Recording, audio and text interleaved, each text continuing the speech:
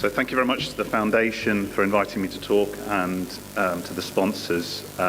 My position is as a Professor of Urology in London, and I have no conflicts of interest.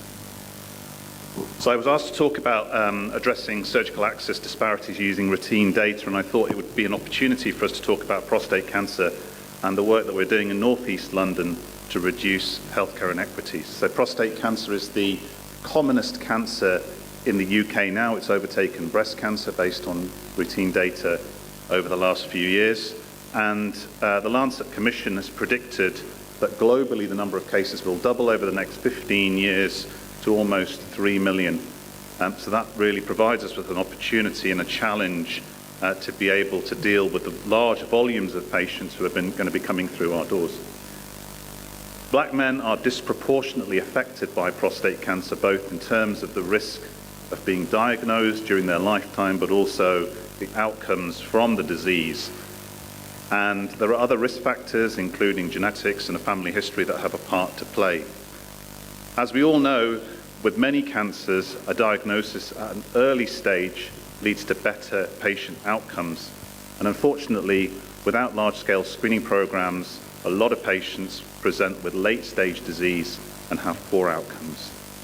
And the reason for that is that biomarker-based screening tests using PSA have not been successful in terms of proving mortality benefits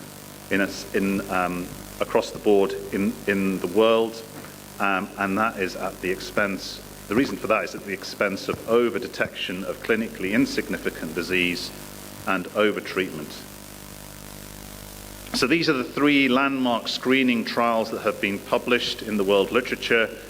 On the left is the CAP trial from the UK that shows a small mortality benefits for screening with a single PSA. The PLCO trial from the US that showed no mortality benefit using PSA-based testing.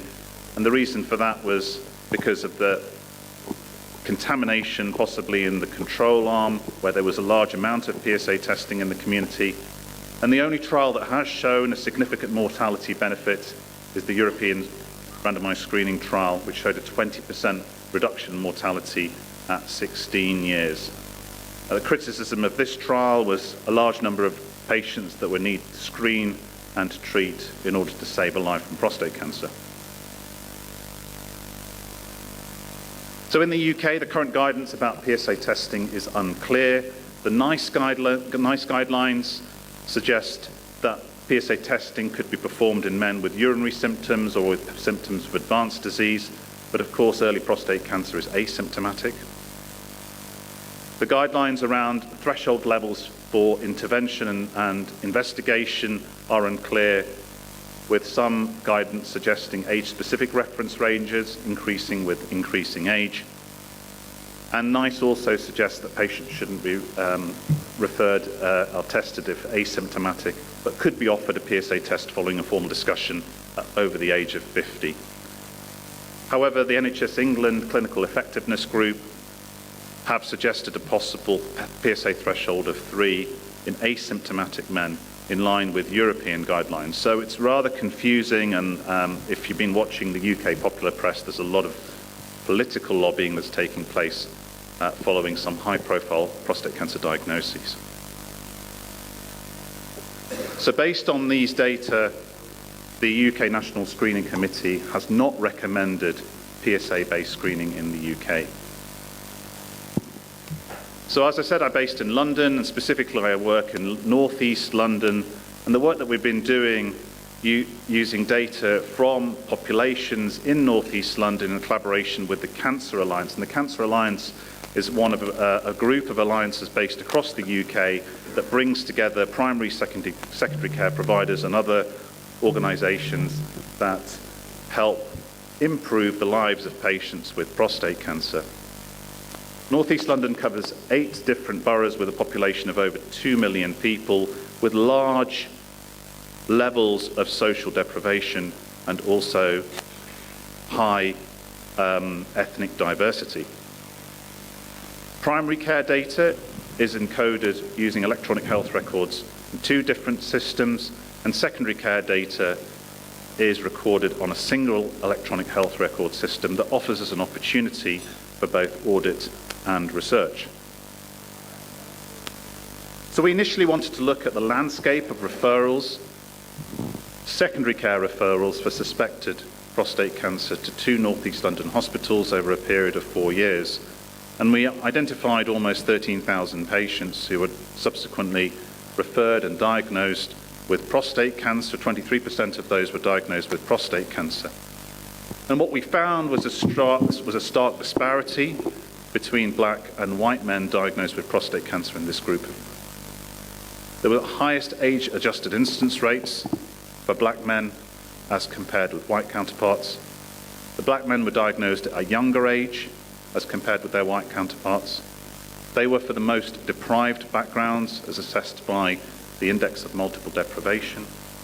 And interestingly, black ethnicity was an independent predictor of localized disease, and previous data has shown that a lot of patients from African and Caribbean communities will present through A&E with advanced disease, and this wouldn't have been captured in our routine data. So we published these outcomes on World Cancer Day last week, and the work was driven by a talented fellow, Mohammed Haider, who wrote up this paper. So this work was the prelude to our targeted prostate health checks, and the aim was to pilot different early detection strategies using routine primary care records to try and address some of the healthcare inequities that we've been observing in Northeast London, and this data is obviously mirrored across the UK with the publication of our national data from the National Prostate Cancer Audit. So we looked at black men aged between 45 and 69, and also men of any ethnicity with a family history of prostate cancer. We wanted to look at adverse genetics, the BRCA gene family, to see whether these carriers could also be assessed. However, this is very poorly coded in primary care data. And the exclusion criteria were patients who had a previous history of prostate cancer, a recent PSA test, severe frailty with really limited benefit for early detection.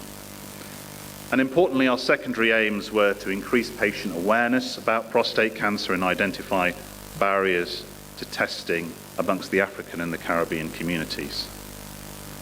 So the first part of this work was community engagement, and we worked very, very closely with a black men's advocacy group in Tottenham in North London.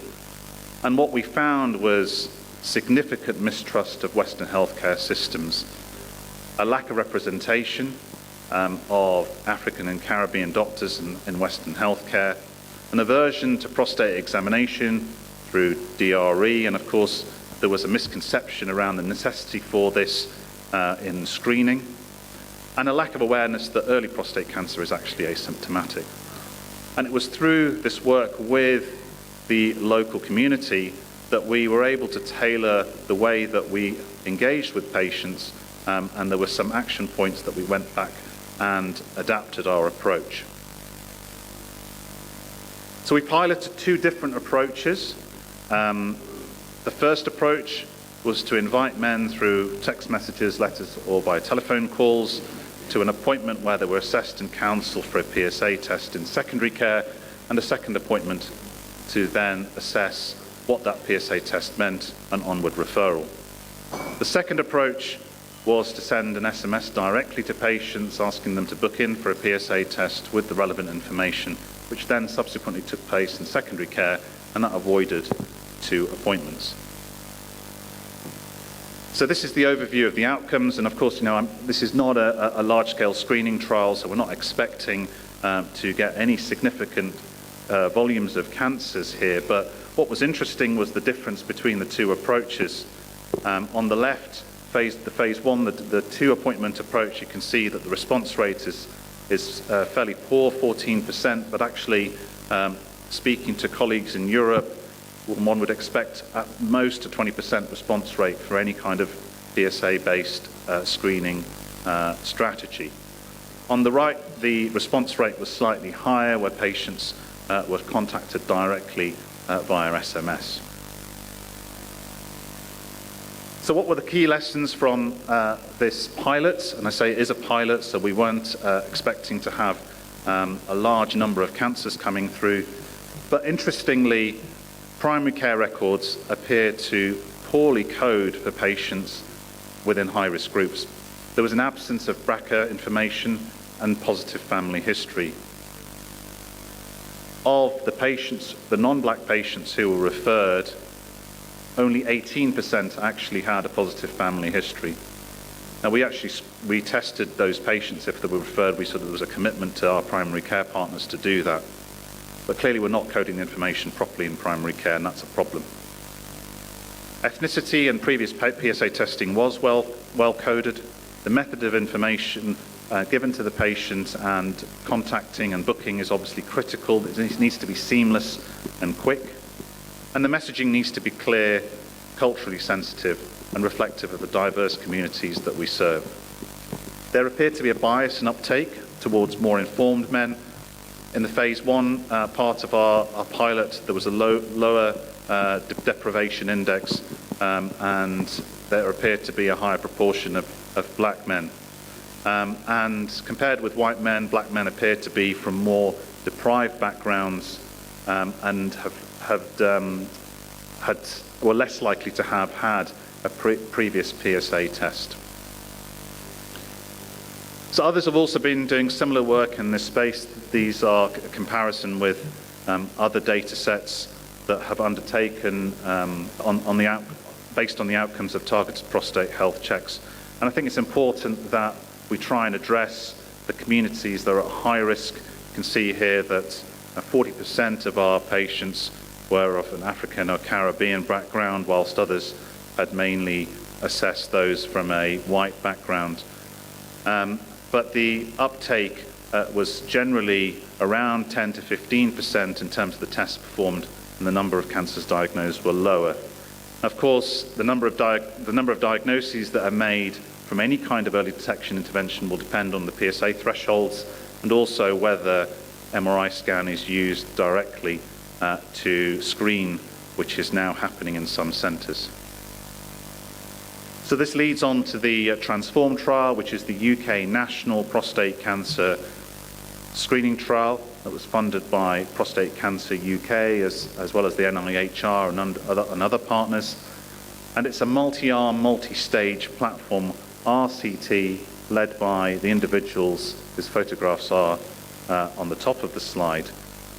And these men will be invited using primary care records to have a prostate health check through their GP practices. So it's important here that we're able to identify men accurately. A pilot phase will start later on this year, and there is a pre-consent randomized Zelen design, that is that patients will be identified without them knowing for further testing. And these two designs will be tested in the pilot phase of the trial. So this is roughly the arms that are the overview of the arms that will be tested within the Transform trial. A PSA threshold of 3 as per the European guidelines, followed by a biparametric MRI and a targeted biopsy in a subgroup of patients. A PSA threshold of 1, so a lower threshold, an MRI scan alone mirroring some of the work that's been done by my colleagues at UCLH using the Reimagine trial. And the final arm will use a polygenic risk score, so that's looking for spelling errors within genes that have been shown to be associated with prostate cancer risk. These patients will be selected and assessed using an MRI scan. And what's exciting about this work is that it's going to generate a whole series of multimodal, multidimensional data from biomarkers, from MRI scans, histopathology, etc. And in tomorrow's session, if we can get the technology to work, my colleague Rakesh here will be speaking about this remotely from the UK. So I'd like to acknowledge two of my key colleagues who were involved in the health check and the early detection work, so Mohammed Haider and Apple Dumagat, a talented CNS based at Barts Health, and of course any large-scale activity like this requires a large team and the funders, the North East London Cancer Alliance, has supported this innovation. Thank you.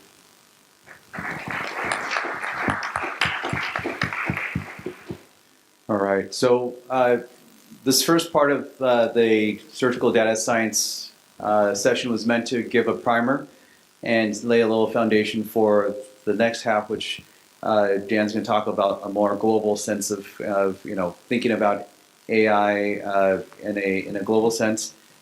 We have some thoughts about the future as well with Peter's talk as well. As we shift over to the second session, if we'll take just a few questions from our moderators or from the audience.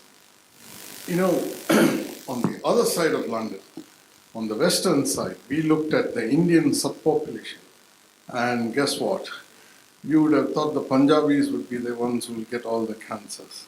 But it was the Gujaratis who had a lot of the prostate cancer. Because this is now structured data you have collected. Have you looked at the Indian subpopulation? It's plenty in northeast London also. Have you seen any results which sort of sub-communities seem to be developing cancer? I mean, that's a good question, Senthil, and we've got a group of patients, so there's something called the East London Genes and Health Project, where we've got 120,000 patients that have had whole genome genotyping, looking for mutations within genes, and of that, a subgroup of patients, about 100 patients of South Asian descent. So we're going to be looking at those patients in more detail. Obviously, these are patients who are of Pakistani and Bangladeshi origin. So obviously there will be a sort of Punjabi element to that, but there won't be a Gujarati element. So I don't think we'll get all the answers, but maybe some of them about the Punjabis. Next question, please. Can I ask two questions? The first question is to Dr. Hung and Dr. Muscardini. We've had the EU AI Act, and it's categorized AI models in healthcare as high risk. Do you think the time has come for formal credentialing of AI models in the same way we credential medical devices? I'll start with a layman's answer, and Dr. Muscani will give the expert opinion.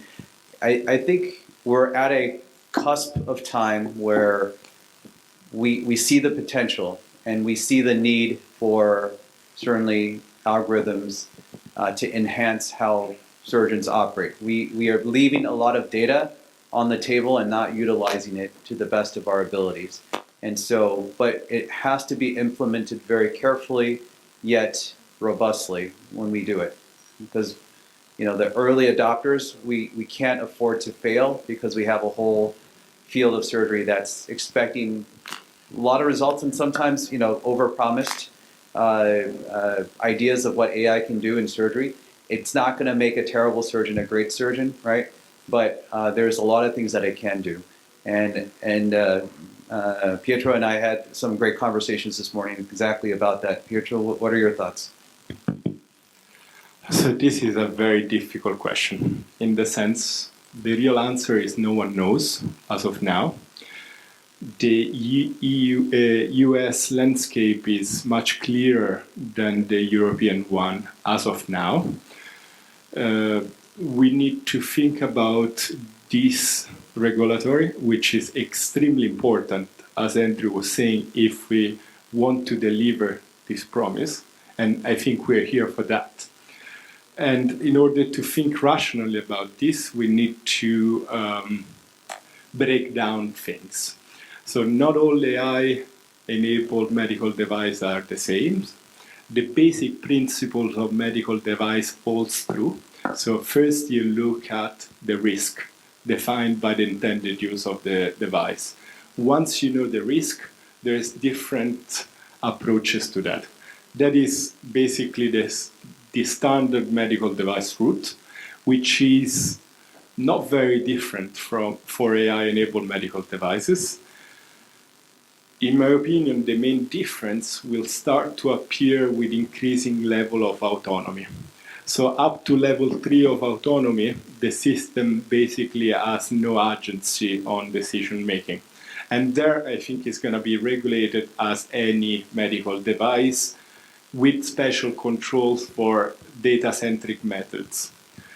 When it gets above that, there's people saying it should be credentialized as a medical student is credentialized. So there we are entering into the unknown. We know nothing about that. It's probably a few years down the line, but it's very interesting to start to understand how to make sure these systems are safe and effective.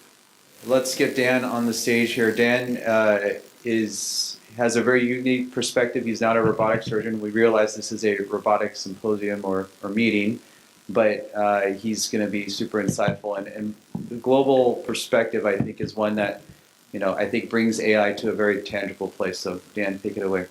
All right. Thank you guys so much. So I'm going to try to keep this a little bit on the brief side. I'm going to try to convince you that I didn't get lost on the way to another meeting. I do have a couple of disclosures. The first one is actually probably the most important. I'm curious from the audience, how many people here routinely treat prostate cancer? Okay. How many people make devices that, you can keep your hands up, make devices that treat prostate cancer or are used in prostate cancer surgery? And how many people study prostate cancer? You can all keep your hands up. There's a reason for this. So I wanted to share a little bit of a personal anecdote as part of why I'm here. My paternal grandfather, Paul Donoho, died of metastatic prostate cancer about 10 years ago now. And it's very meaningful to me personally to be able to maybe contribute to, in some way, the advancement of this field. So I'm very grateful for the invitation from the family and from the foundation and for the support. The reason I'm talking is to discuss this problem that I think one of our colleagues brought up earlier so eloquently.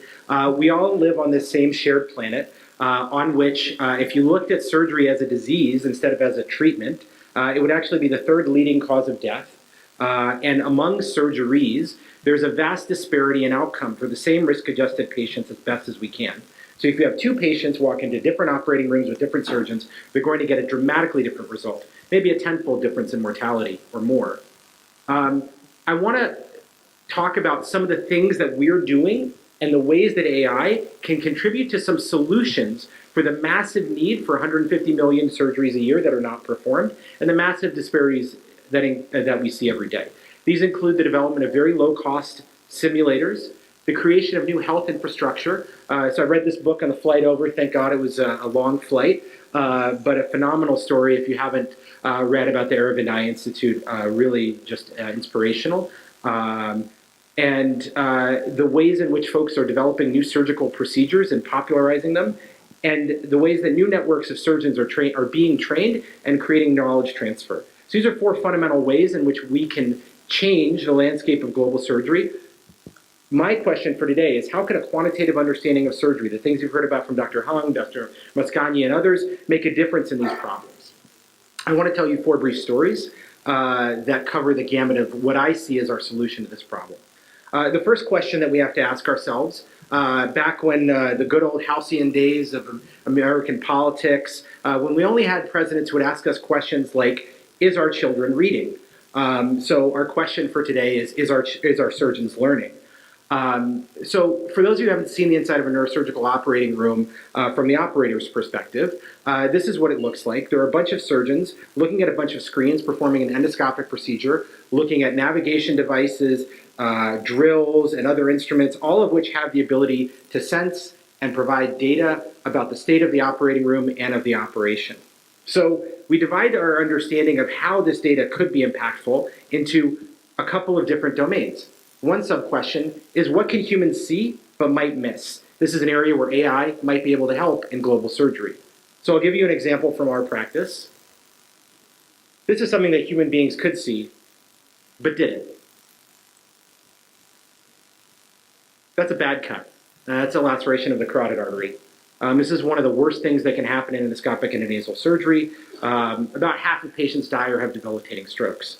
But this patient didn't, despite making really a difficult error. And there's a reason for that.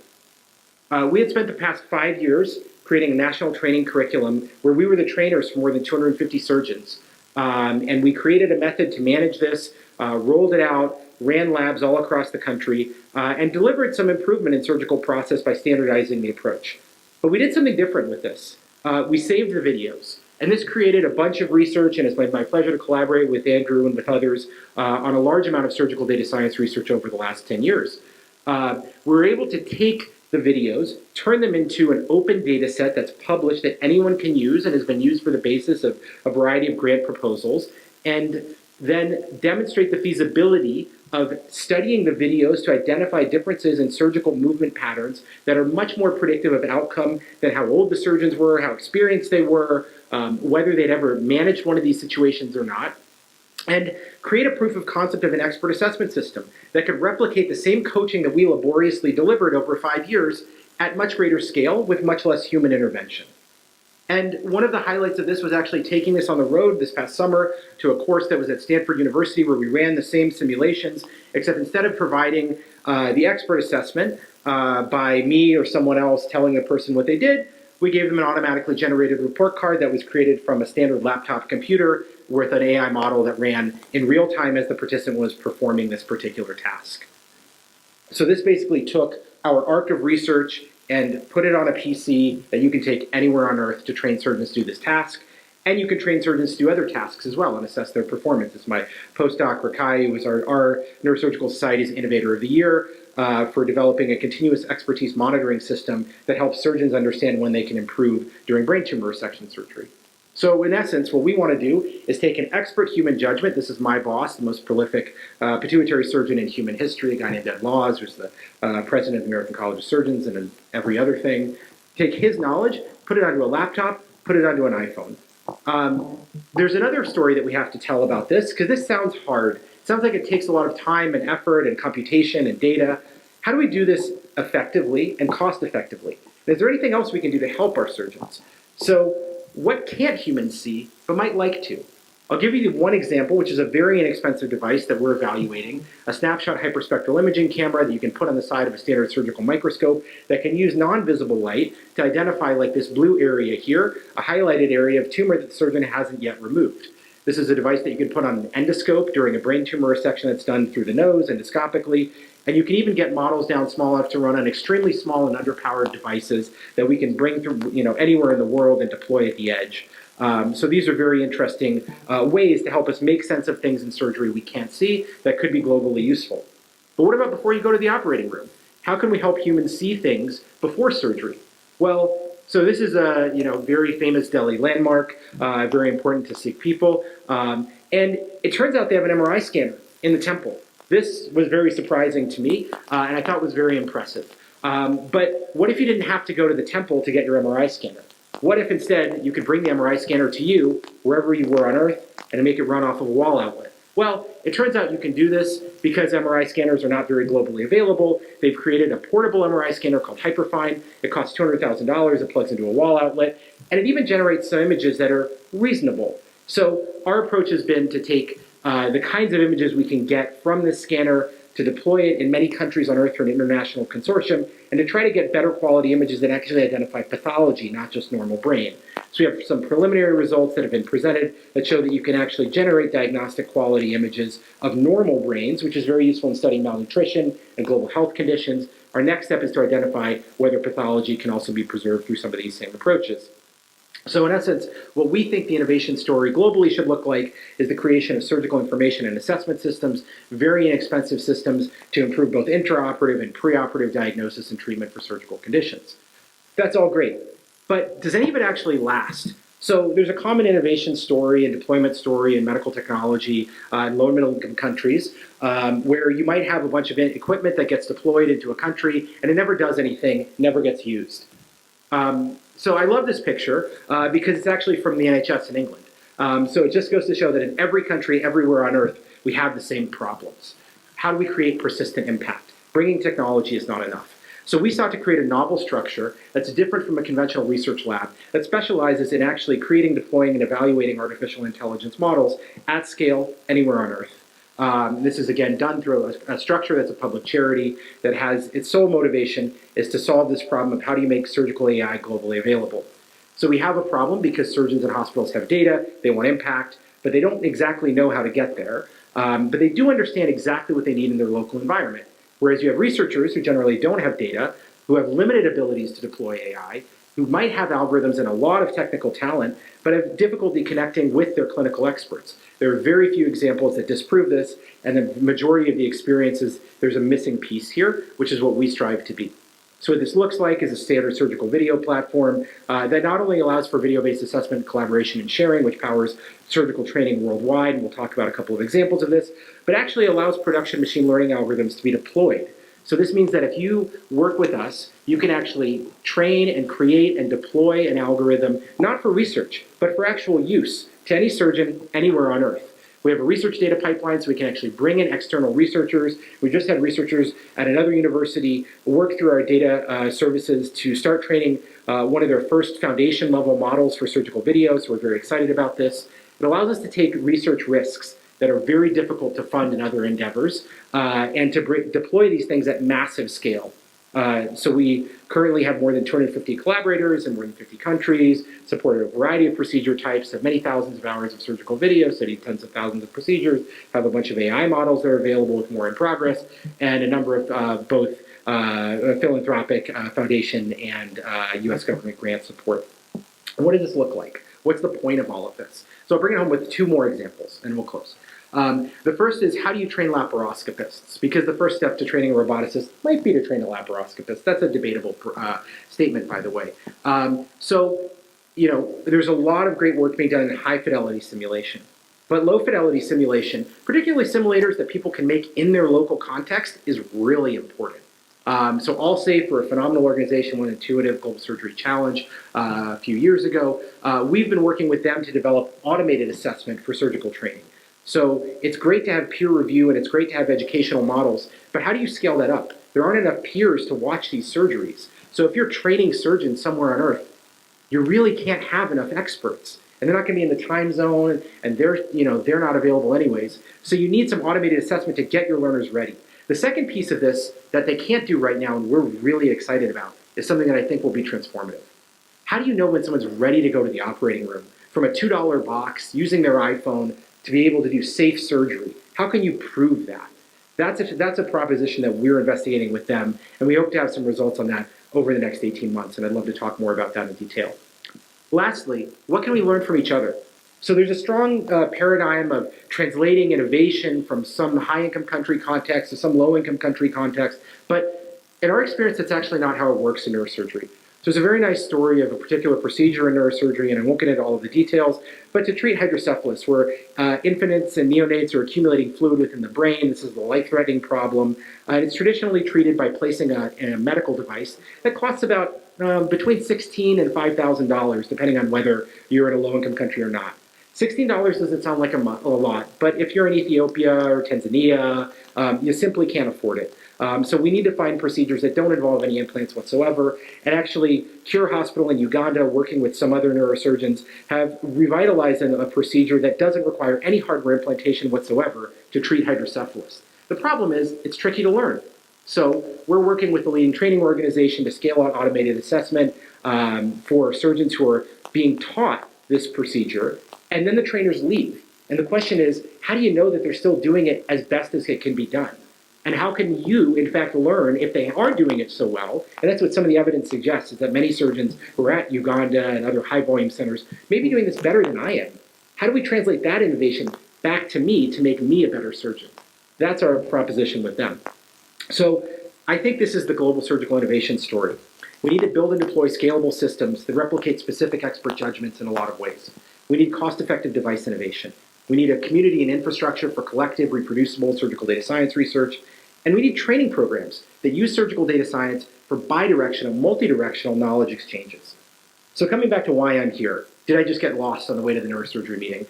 I actually have the view that India in particular could really be a crown jewel of surgical data science innovation. And I think we have an exciting opportunity here to work together to push out a lot of the extreme high skill and high innovative approaches that we see in India to many other countries on Earth, and use this as a hub and opportunity to work with some of the existing training programs and ones that are nascent and may not yet be fully realized to encourage surgical data innovation. This is who we are, and I want to thank all of them and all of you for, number one, working on prostate cancer. So thank you for doing that, and thank you for having me here today. Thank you.